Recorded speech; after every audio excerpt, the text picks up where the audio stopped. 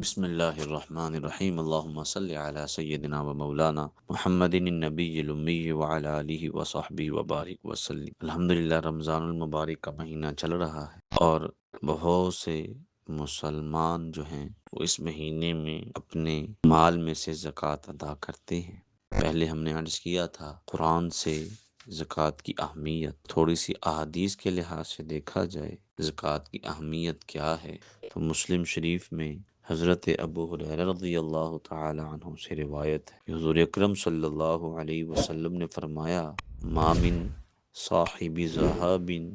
ولا فضہ، انہوں نے فرمایا وہ آدمی جو سونا اور چاندی اللہ نے جو اس کو مال و دولت دیا ہے رکھنے والا شخص، اور اس میں سے زکوٰۃ نہیں دیتا، لا یؤدی منہا حقہا الا اذا کان یوم القیامہ، کہ جب قیامت کا دن ہوگا اس شخص کو عذاب دینے کے لیے اس سونے چاندی اور مال و دولت کی تختیاں بنائی جائیں گی اس کے مال سے، چوڑی چوڑی جو تختیاں ہوں گی، سلائڈ ہوں گی، وہ بنائی جائیں گی اس کے مال سے، پھر ان تختیوں کو جہنم کی آگ میں تپایا جائے۔ پھر حضور اکرم صلی اللہ علیہ وسلم نے فرمایا کہ پھر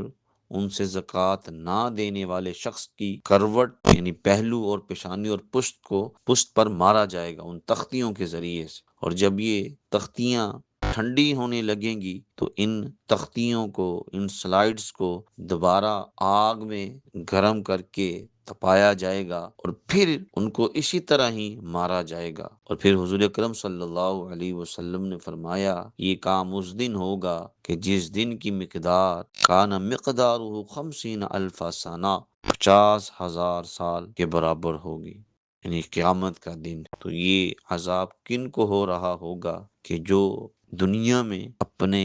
اللہ کے دیے ہوئے مال میں سے صاحب نصاب تھا پھر زکوٰۃ نہیں دے رہا، اس کے لیے حضور اکرم صلی اللہ علیہ وسلم نے یہ عذاب کی وعید سنائی ہے۔ اللہ ہم سب کو اللہ کے دیے ہوئے مال میں سے اگر صاحب نصاب ہے تو زکوٰۃ دینے کی توفیق عطا فرمائے۔